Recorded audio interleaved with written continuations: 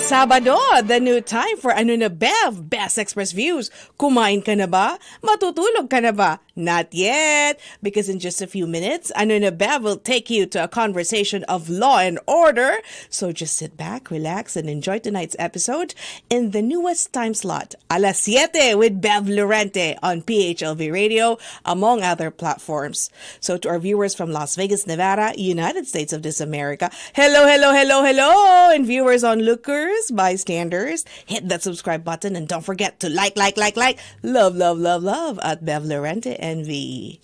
On to our topic. Welcome to Ano na Bev, Best Express Views, another captivating conversation that takes you behind the scenes of law and order in the vibrant city of Las Vegas, Nevada. Today, we are honored to welcome Nancy Bernstein, a legal luminary whose expertise and dedication have left an indelible mark on the pursuit of justice. Nancy has spent a significant portion of her career at the prestigious Richard Harris law firm. Join us as we unravel the layers of her legal journey, exploring the challenges she's overcome, the battles she's fought, and the vision she brings to the practice of law. Ladies and gentlemen, fasten your seatbelts for a conversation with the formidable yet compassionate attorney Nancy Bernstein. Yay! Thank you. It's a pleasure. My honor. Thank you, Bev. Oh, you're so cute. Share us your personal journey as a family immigrant from Cuba to becoming an attorney and now running for a judge. Oh, thank you, Bev. Thank you for giving me this chance to be here and to meet all you. Thank Yes. you. My parents came here from Cuba. Yes. And I was born in Las Vegas, actually born and raised in North Las Vegas.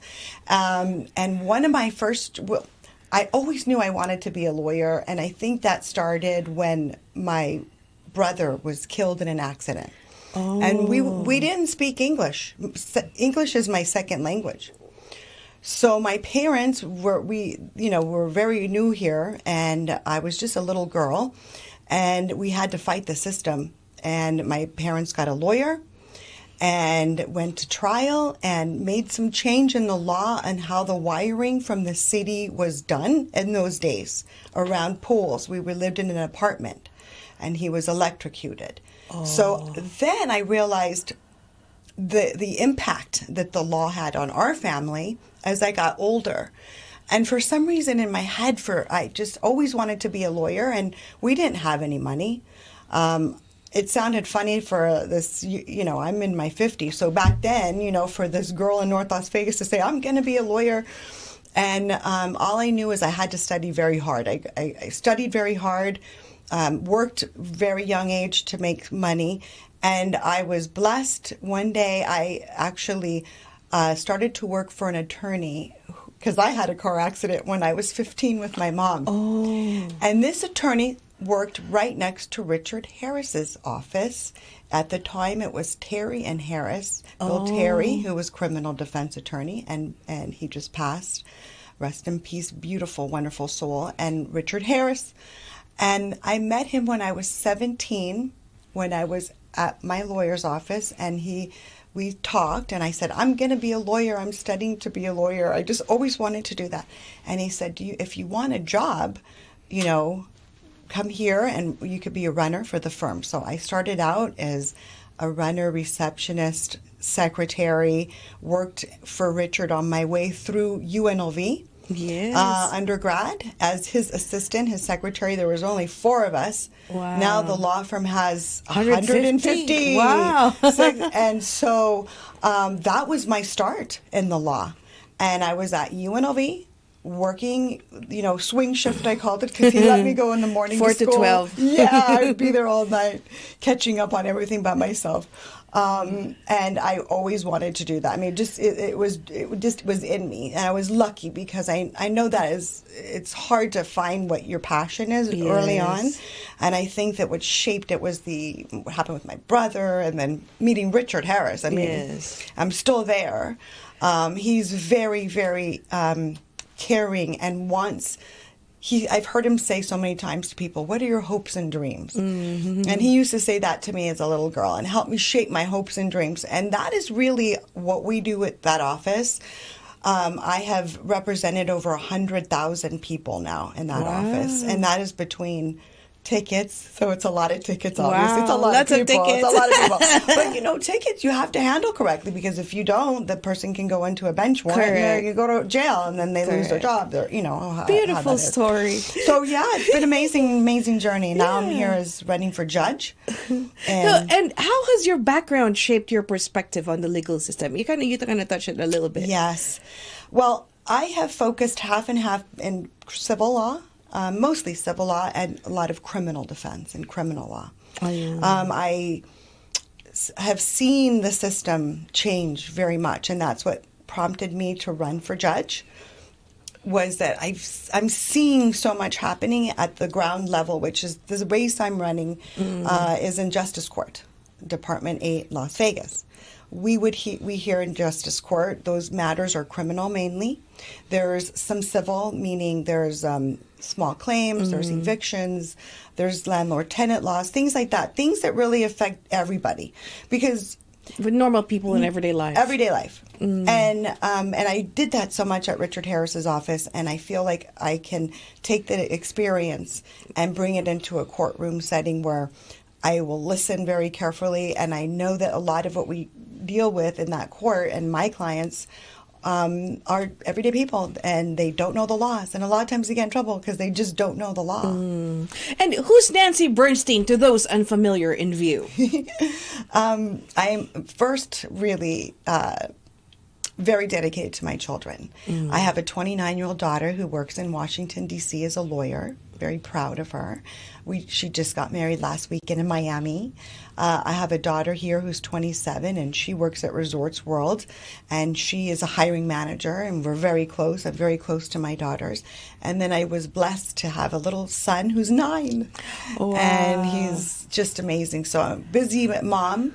And I am a yoga instructor, and I meditate, and I love that community as well. And I have always been a part of the church, as I grew up in St. Christopher's, and I was married to Ed Bernstein, who is a lawyer here in town, and a lot of people have heard of. So I have a lot of lawyers around, and one of my daughters is a lawyer. So we just love the law in the family. We're just always talking about any kind of events, about legal events. What a passion. It is. It's a wonderful thing. As you're aware, America is a nation built by immigrants, and my Filipino heritage has proudly contributed to the U.S. Armed Forces for a century. So in light of this, how does your immigrant background provide distinctive perspectives for your role as a judge, especially in grasping the hurdles individuals encounter while navigating the legal system in a new country? I understand that. And my stepbrother is an officer in North Las Vegas. I have cousins that were in the different branches of the military. We're very proud to be an American. We're very proud Cuban Americans. Now, just yesterday, I was at a Latin Chamber of Commerce event, and I spoke to an officer. He's in Metropolitan Police Department. I don't have his name. I'm going to get you his card, because there is a program, and he was telling me about this specifically. Actually, he goes to the Cuban communities the Cubans that have just gotten here, and explains to them the law from an officer's perspective. Because he says a lot of times they get arrested, they just don't know. Yes, so I said, the Cuban community, I got excited. I didn't even know that there was a program. Yes. And he said, yeah, to reach out to him. So I'm going to do that. I'll also give you his contact. Yes. Because that way you can plug in what they're doing with the Filipinos that are coming here that also need that type of education. And I kind of call it street law. I call that street law because when I was at Boyd here, I went to law school at UNLV. We had a program called Street Law. We'd go to the high schools, and we would talk to the kids. Hey, you guys are going to start driving. Do you really know what this is about? Yes. Like, it's not about what kind of car you're going to get. This is about the laws on the road, about drinking. That's a great program. And it was a great program at UNLV, and I feel like the Metro has that too. Yes. So it's something that what I like to do, really what my platform as a judge, and what I'm doing here with you today is building bridges, right? Like, we did not meet before we spoke yesterday about coming here. So I've only been running for about a month and a half, and I'm so excited because I've met the most incredible people. Yes. We all have the same cares and concerns, and we want Las Vegas to be safe. We want, people to, we want tough laws, right? We want to feel law safe. and order. Law and order. However, all of us know from friends, family, things like that, not only is the immigrants are a little uneducated at first with the laws, and sadly they have to learn the hard way. We don't want that. My job would be to bridge that gap. From the courts to people, be aware, get programs. There's people like the officer I met yesterday that do something. Every week he teaches Cubans. Very nice. So things like that. We have to be more involved and the courts have to be more involved with people. Actually, the J1 teachers, as well as the newly immigrants that are coming to Las Vegas from the Philippines, the AAPI community, especially with the National Filipino American, the NAFA, it's an organization here. Okay. So they educate them and they go to the Las Vegas Metro, actually host them. Oh, nice. Yeah, so I think we will invite you in one of those events. I would love that. Yes, that's exactly what I'm talking about. It's meeting people. And this city is filled with wonderful people. Immigrants, yes. And immigrants. And we all have the same passion. We want to do better. We want to educate our kids. We want our kids to grow up well. We want to work hard. And we want to look back well. to where we came from. Yes. Yes. I look back at where my parents came from, and I wouldn't want that for America. Correct. So how do your distinctive perspectives contribute to the judicial role, especially in your understanding of the challenges, the individuals encounter while navigating the legal system in a new country? I pose this question because I'm consistently in the field, and I've encountered numerous J1 teachers, nurses, and new other immigrants who are unfamiliar with Nevada's laws and regulations. Yes, and that is really critical, right? Yes. I'm so happy to see the influx of Filipino you guys fastest growing community. And I just read before I came today in 2021 there's over 200,000 Filipinos. It's a huge community. It's exciting. In just Clark County alone. Yes, and really the jobs that you are filling the Filipino community are needed with the teachers and the nurses, right? Yes. And so we should, as a community, give back to your community in such a way to help you, like you're here to help us, right? With the teaching and the medical profession and everything. What can we do to help you assimilate, understand the laws? Yeah, understand the law, be aware. Yes. It's always a huge step to start in a new country. Yes. So, making them feel welcome. And usually the Filipino community would always host like beddings. What do you need? Tables. I know, all right? those things. It's expensive to live in America. It really is. And it's similar to the Cuban culture. I speak Spanish. I know like Tagalog has a little, like when you were speaking, I was like, I heard a siete in there. I heard a siete or algo. You were saying something in Spanish, like a little Spanish or something. And but it's very similar. Like my family, like my mother is like ready to move in any minute. She's always like, we all live together. We all help each other. Very similar to your community. It's like my mom, my sister, me, my kid. We're always together. We will live together if someone needs a house, a room. My aunt, she comes. Always ready. Always ready. Always ready. Yeah. And we have to be like that when you're immigrants. Yeah, it's very close. Very close family, and it's wonderful. I love being part of that. Yeah, it's like, are you a Filipina? It's like, are you a Cuban? No. Are you a Filipina? No, Cuban. I can see how people think you're Cuban, and people think I'm Asian too all the time. Are you half Filipina? Okay. So when we return on Ano Na Bev, it is evident that Nancy brings a wealth of experience and a strong commitment to address critical issues in our legal system. Stay tuned for the second half of our show, where we talk more about strategies and vision for fostering a more inclusive and equitable legal landscape. You don't want to miss these insights that promise to reshape the narrative of justice, so stay tuned. Don't be fooled by flashy ads. When it comes to personal injury, choose the Richard Harris Law Firm. Dahil kay Richard Harris, wala kang worries. The Richard Harris Law Firm, just in case. I've been seeing the Richard Harris Law Firm billboards everywhere for years. But when I met him personally, I knew totoo siya. He is not just a billboard. Sa Richard Harris Law Firm, less fee, Guaranteed. Sabi ng patients ko, they don't need a colonoscopy because they don't feel anything. But colon cancer is a silent killer. It affects both men and women, mayaman man o mahirap. Have your colon checked. With an unprecedented track record, Ardent Home Health Care Agency shines. We work closely and diligently with our clients, their families, and their physicians. We are committed to providing an involved trusting partnership with our clients. We provide more than just medical services. We help our clients restore their optimum level of function and health. We are responsive and compassionate to the varying needs of our clients. Ardent Home Health Care Agency, where care meets heart. VIP Primary Healthcare Las Vegas specializes in a wide range of services, from preventive care to advanced treatments. I'm Dr. Arlene Rillo. Your health and wellness is our priority. I'm Dr. Arlene Rillo, owner of VIP Primary Healthcare Las Vegas. We provide complete solutions to address all of your health needs. From managing acute illnesses to chronic disease management, we've got you covered. There are children who've never had the experience of being a child. Bamboo Sunrise Foster Care serves underprivileged children. We are known for exceptional standard in delivering excellent services. You can be a parent, make an impact on a child's life.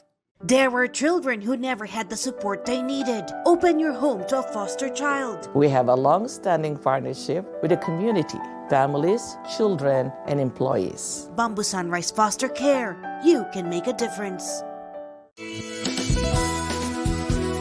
Just like a friend from back home. This is your Filipino radio experience in Las Vegas. PHLV Radio. PHLV Radio.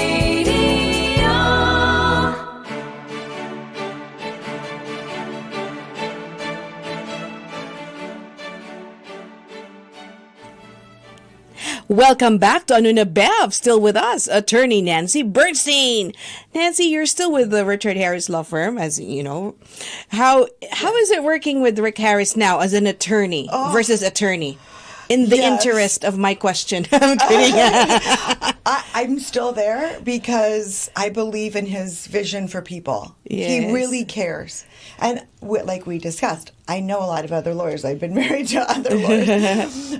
And Rick, decade after decade after decade, and what he tells us as lawyers and as anyone who works with him, we all feel like he spends a lot of time with us and all our clients to make sure that people understand the system and the law. He's not rushing his clients, right? No. And you're not rushing our clients too. No. No. I mean, he will sit and spend the time, and he really, and I know this because I've seen it for decades, cares.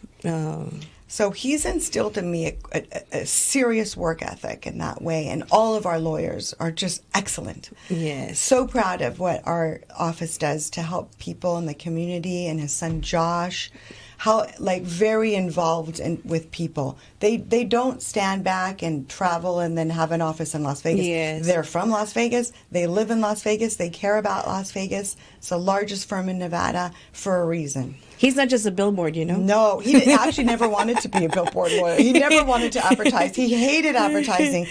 And then, slowly he did it because we have a story. He has a story. There's a client who came to see us and said that she was at another firm that was an advertising lawyer. And Rick said to her, "Why would you have gone over there, an advertising attorney?"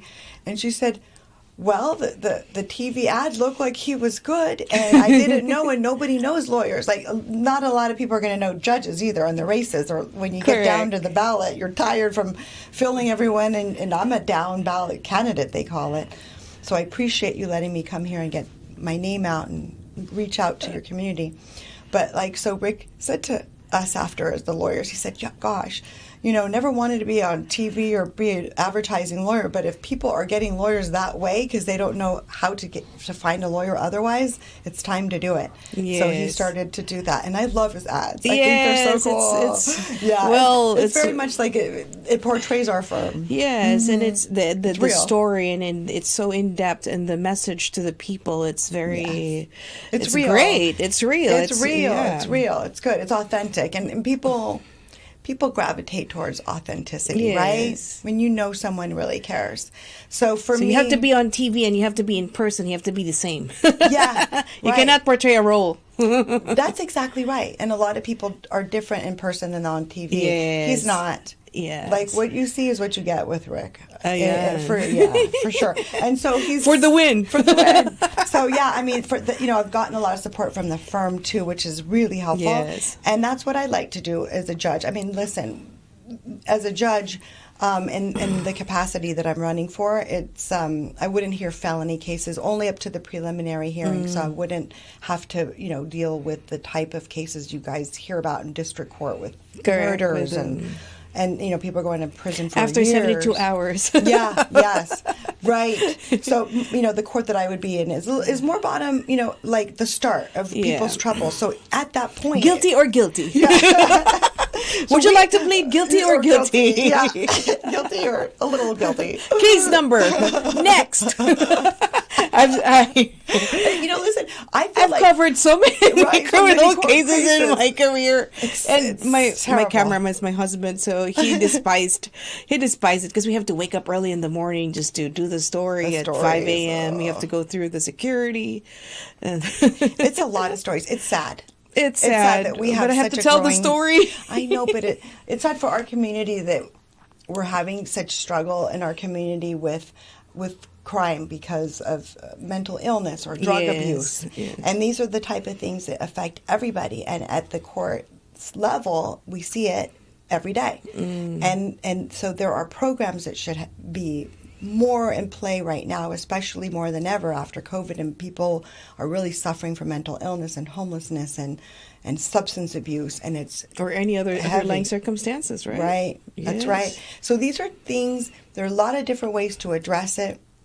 Obviously, it has to be harsh punishments for repeat offenders, but we should be able to, as a community, hold on to people and say, is there a way in the beginning to help you through the court system and a way to educate people with their issues of mental A preventive measure, right? Correct. Yes. Correct. So that's what I'm hoping to bring to the court is more understanding of these issues, what we need to do to address at that level. And it affects all of us. Somehow, like everybody has a family member, a friend, or somebody, or a friend of a family of a friend that's going through a struggle. And you go to court and it's so scary. And it's expensive too. It's so expensive. I mean, that's part of the punishment, right? Yeah. Part of the punishment is time and money. We want your time and money for you to learn your lesson, right? Correct. For people to learn their lesson, how do they learn? They got to give up money and their time and hopefully get some education. That's a hard way. It's a hard way. It's a hard way to learn. But some people have to learn the hard way, and it's, It's their life. Yes, and hopefully But the could have system been can change prevented, it. right? Yes, prevented, or hopefully the courts can help change that, can help change a person's trajectory so that they don't end up in district court killing somebody. They don't end up in prison the rest of their life. In your legal career, have you encountered any specific challenges related to your immigrant background, and how have you overcome them? I have heard many slurs, obviously, because growing up I have practiced my English. Now that I'm trying to act like I know English, I'm not going to say it. But been practicing for so long to not have an accent so much, so that when I was growing up, it was like I be got American. made fun of. Be American. And then people would say you're just like they'd call me Mexican or whatever, and like in a slur, and I would think, I never think of myself really that way. I think of myself as an American, yes, and a woman, and yes, I speak Spanish, or you can speak any language. But if you're here and you're working, you want to be an American, you want to be in our country. It always takes me back when people want to put me in that little category Yes. of like, you're Hispanic. You're Hispanic American. I'm more than Hispanic. Latina American. Latina American. I love that I'm Latina American, but I'm American. Correct. And I love Yes. being in the city. I've grown up here. There's much more to me and you than this, even though I love being Cuban, I love my heritage. There's more I'm developed, As an here American. as an American. Yes. Yes. And how do you think these experiences have prepared you for the responsibilities of a judge? Ooh, it's funny because I was just thinking about this the other day. I was in court and I have a client, and we have to, when they speak Spanish or any language, there's an interpreter. And he was Cuban and was talking fast. I think the interpreter was not. So I asked the judge if I can just start talking to the client, and then whatever he said, the interpreter, so it was less interpreting. Correct. And I was thinking, I wonder if on the bench I'm allowed to speak in Spanish. I don't know. I've never heard a judge do that before, but that's my first language, and I don't know. I heard a judge before. Have he you? He speaks Armenian. Oh, did he do it Yes. from the bench? He did it from the bench, That's and he amazing. was speaking to the plaintiff. I love that. He was love Armenian. He was that. speaking to. I know. After the show, I'm going to find out. If that what the rules And I was are. listening, and it was in an open court too. Interesting. Yes, but I was like, why he is needed to speaking communicate directly. Why not? Why not? I don't know. I don't know if that's allowed. I have to find out. But I can definitely see myself from the bench, like saying it in Spanish a little bit here and there if I have to. It's your mother tongue, so That's right. you have to understand, and he has to express his himself too. And there is something that gets lost in translation. Correct. And that's something. How crucial is that? It's very important. It's very important for a fact finder, for a judge, for the lawyers to be able to really understand the nuance of what person is saying. It's a little hard when you don't speak that language and you're having an interpreter interpret. There's always a little something lost.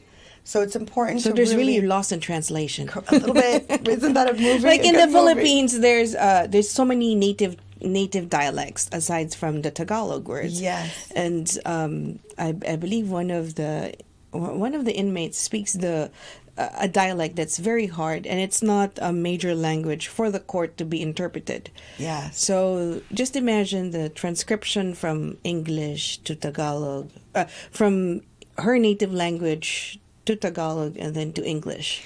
Right. So the processing is like a long ways. It is, and really, what I think of is the ability to really be patient. Kind of like we Yes. talked, starting back to what Rick teaches. He'll sit with someone, and you never feel rushed, and that's very important as a judge. You don't want people to feel nervous and rushed and anxious because they need to be there present. They need to be Yes. present, and they need to be feeling like they have the ear of the judge, they have their lawyer on their side, whatever side it is, all sides are to be there, and all sides are to be heard equally and with patience, and then the strong interpretation of the law. I'm a very strict interpretationalist of the law. I don't believe in a lot of deviant sentencings or any kind of difference, because there is some discretion judges have, but I think my opinion as a lawyer and in the legal profession, that the law is really on its face what it's supposed to be, and there should not be a lot of discretion from a judge. Really, you need to know the law as a judge. You need to apply it with the facts, but you have to give people the chance to state what their situation is, state what happened, have the lawyers have the time and the place to be able to feel safe, to be able to state everything and have the time. I don't like to go to court and see all this rush. Correct. Like next. Yeah, I'm like, because the judges in the court now, it's only Monday through Thursday, and I'm like, what happened to working on Friday? Like, why are we rushing everybody Monday through Thursday? Come on Friday, and then there's a little more time. Yeah. So, last question from a viewer. Her name is Sheila. And in navigating the complexities of justice, how do you plan to reconcile the often competing interests of maintaining public safety and ensuring equitable treatment for individuals, particularly in a diverse community like Las Vegas? That's a great question. I actually just met with the police union, and one thing that I said was, I've been in other cities lately that don't have a strong police force like we do. I am very happy here in Las Vegas to see how strong our police force is, how many, that they're not going to get defunded, that they're not shrinking away. because it's the major cities in America that you see with the lawlessness because of the defunding or the different politics involved. It's very good for Las Vegas to keep this a strong place, a safe place, especially for tourists to come, and for us as people that live here and work here and have children and we're raising, have a 9-year-old. I want to see many police on the street. I want him to know that The security. he's safe. Yes, very important, very important. Last question. Last of the last. Another question from a viewer, Leda. She asked, how pivotal is the role of Las Vegas Justice of the Peace, and what purpose and functions does it serve? Pivotal of the role. Okay, in the beginning, and what was her name, Layla? Leda. Leda, thank you for your question. This is a good question because really, you wonder these things, right? Yes. As far as the way You just don't sit on the bench. No.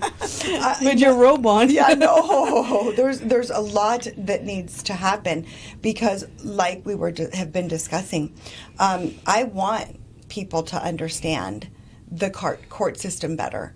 We should have more education, whether it's in school or shows like this or anything, community of like, if this happens to you, a lot of times it doesn't matter. Like, I have been in the DA's office when I got out of law school.